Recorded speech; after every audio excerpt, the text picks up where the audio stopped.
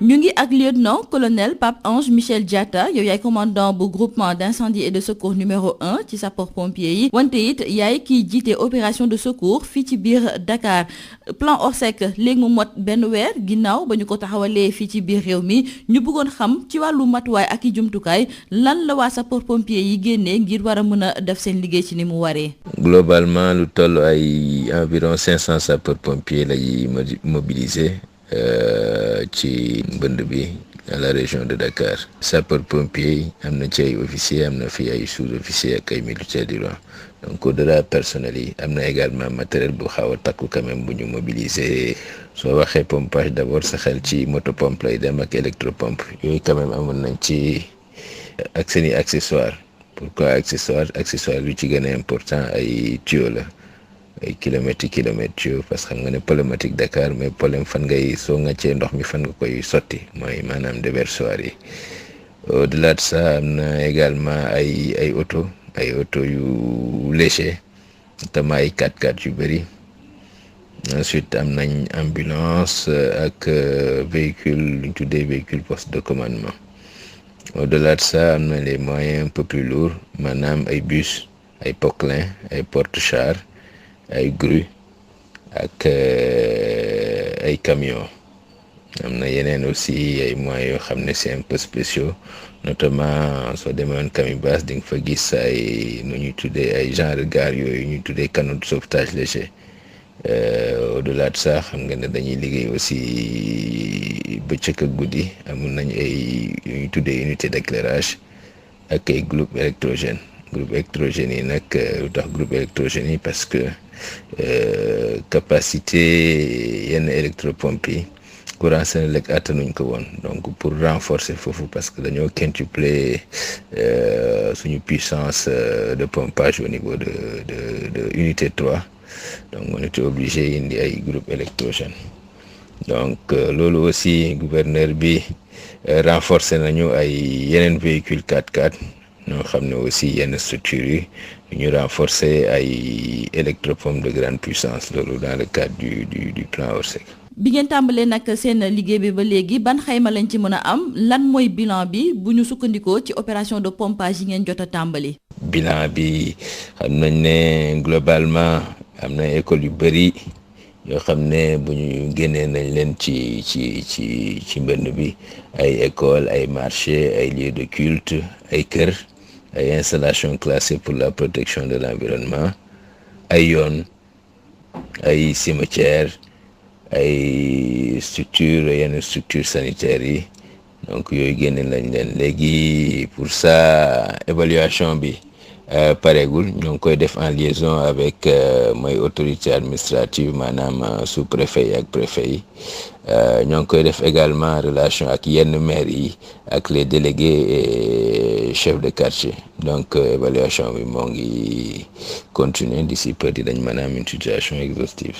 ñu gis ne gox bu mel ni Kër Massar foofu moom mbënd bi daf leen a sonal am na ci yenn ci ay gox yoo xam ne kenn mënu faa dem kenn mënu faa jógee ñu bëggoon xam yéen seen opération yi foofu naka la tëddee ak tamit tolluwaayu jumtukaay yi ngeen fa yóbbu. depuis quand même quelques années ku wax mbirum inondation biir Dakar mënoo bañ a tudd Kër Massar donc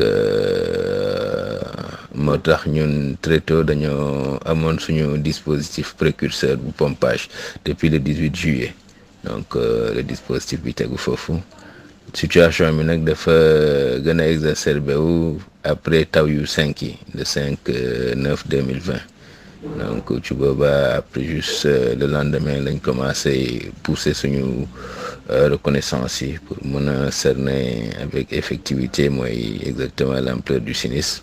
Ensuite la ñu teg benn stratégie bi mooy maanaam renforcer fondamentalement la capacité de pompage ak plan Orsec bi quand même dem nañ ba multiplier ko par 5 boole ci également comme gis ngeen amoon na ay nit ñu bëri wala ay habitation notamment unité 3 dañoo mujj obligé teg ay gaal foofu gaal yu ñuy tuddee canot de sauvetage léger donc gaal yooyu ñoo doon dem jëli nit ñi di leen assurer seen mise en sécurité. donc gaal yooyu en fait globalement def nañu lu toll ni 348 aller-retour donc 348 aller-retour lañ def te ci aller-retour yooyu transporté nañ 1792 personnes donc buñ transporté ci 1792 personnes yooyu am na 20 personnes yoo xam ne quand même ay seen yaram neexul woon noonu. Donc parmi les pathologies amoon na quand même des grossesses à terme ñoo xam ne amoon nañ AVC ñoo xam ne quand même ay mag lañu ay mag donc ñooñu globalement ay ambulance suñ tegoon foofu également au niveau de unité 3 donc ñoo leen évacuer ci des structures sanitaires yi pour ñenn ñu bëggul woon dem ci hôpitaux yi donc dañ leen évacuer ci seen domicile mbokk yi wala xarit. lieutenant-colonel Pape Ange Michel Diatta maa ngi lay sant di la gërëm may fàttali ne yow yaay commandant bu groupement d'incendie et de secours numéro 1 ak tamit commandant des opérations de secours fii ci biir Dakar. Nous sommes avec le lieutenant-colonel Papa Ange Michel Diatta. Vous êtes le commandant des opérations de secours ici à Dakar. Nous allons aborder avec vous le plan Orsec qui a été déclenché depuis pratiquement un mois. Est-ce qu'on peut avoir une idée des moyens humains et matériels mobilisés par les sapeurs-pompiers? Sur le plan humain, on a eu quand même à engager environ 500 sapeurs-pompiers, donc dont des officiers, sous-officiers et militaires du rang ont été mobilisés dans le cadre de la lutte contre les inondations. Pour les moyens matériels, le groupement d'incendie de secours numéro 1, naturellement, quand on parle de pompage, on mobilise d'abord des motopompes et électropompes. Donc pour ces motopompes et électropompes, on a différents gabarits et différentes puissances. Ces motopompes et électropompes sont couplées d'accessoires, donc principalement des tuyaux. Vraiment, c'est des kilomètres de tuyaux pour évacuer les eaux. Surtout que pratiquement dans tous ces sites, il se pose un sérieux déficit de déversoirs. Donc, déversoirs, c'est là où quand on prend l'eau, il faut bien verser cette eau-là quelque part. Donc, c'est là où on parle de déversoirs. Pour le cas de Keur Massar, le déversoir le plus proche, il faut un minimum de 1,5 km, c'est vers la forêt classée de Mbao. Et à partir de la forêt classée de Mbao, donc cette eau-là va jusqu'au marigot de Mbao et vers l'océan Atlantique. Voilà, par rapport aux moyens également, nous avons des moyens roulants légers, notamment des véhicules 4x4. Ça, c'est pour effectuer les reconnaissances, c'est-à-dire aller voir là où il y a les inondations, pouvoir les apprécier, etc., etc. Les différents déversoirs possibles. Il y a le transport des personnels et du matériel également. On a prépositionné également des ambulances, notamment à Camibas. Il y a eu là-bas également un véhicule PC, un véhicule poste de commandement.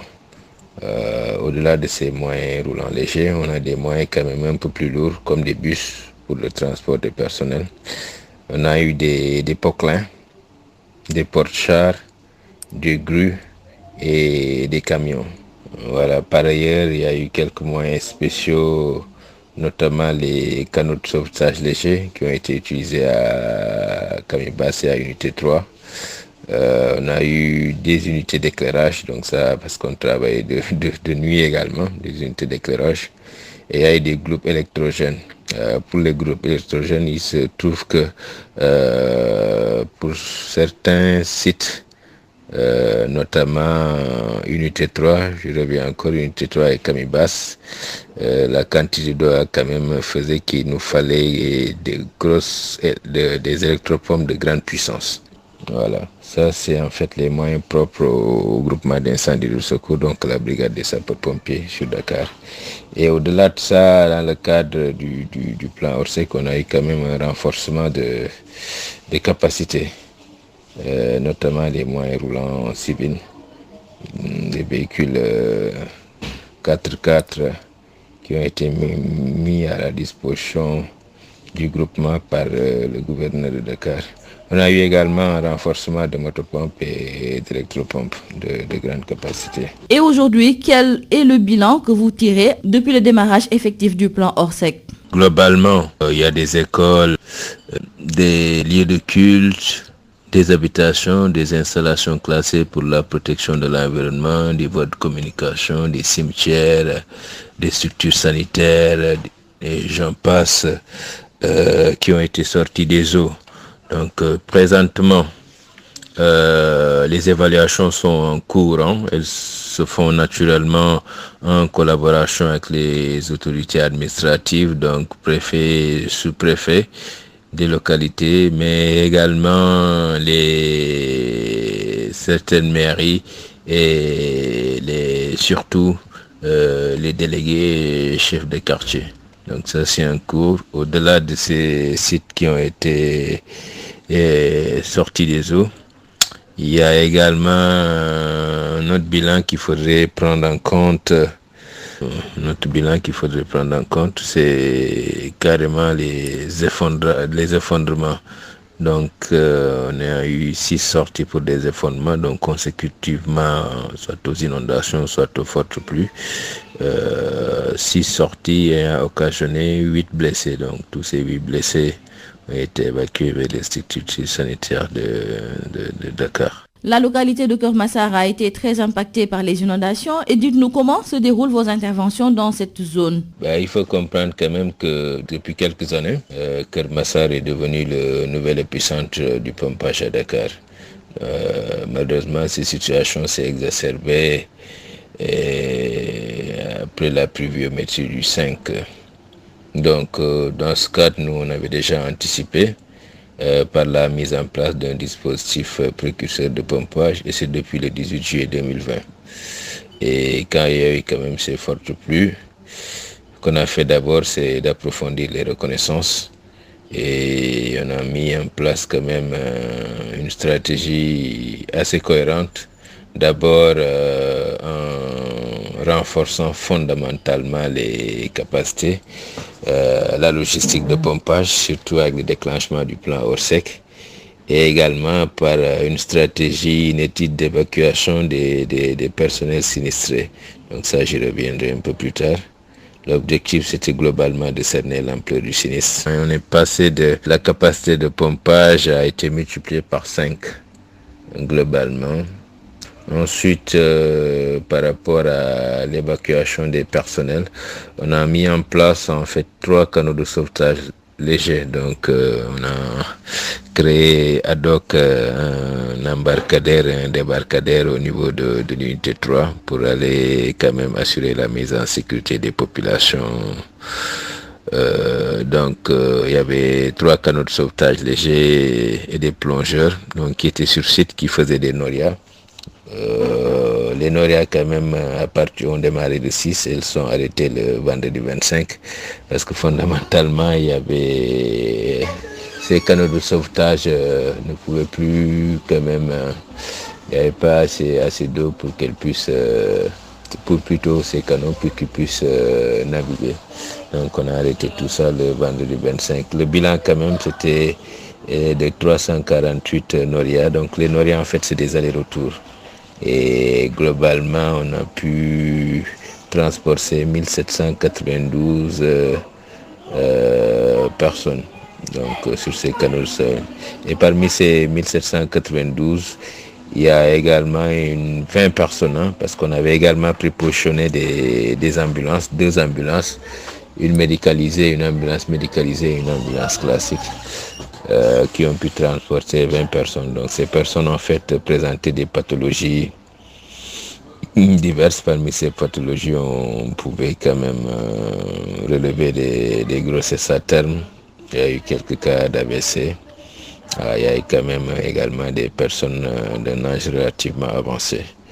Donc à bord de ces ambulances, on les a transportées vers les structures sanitaires de Dakar, et pour certaines personnes à domicile. Lieutenant-colonel Papa Angel Michel Diatta, je vous remercie. Je rappelle que vous êtes le commandant du groupement d'incendie et de secours numéro 1 et aussi le commandant des opérations de secours à Dakar.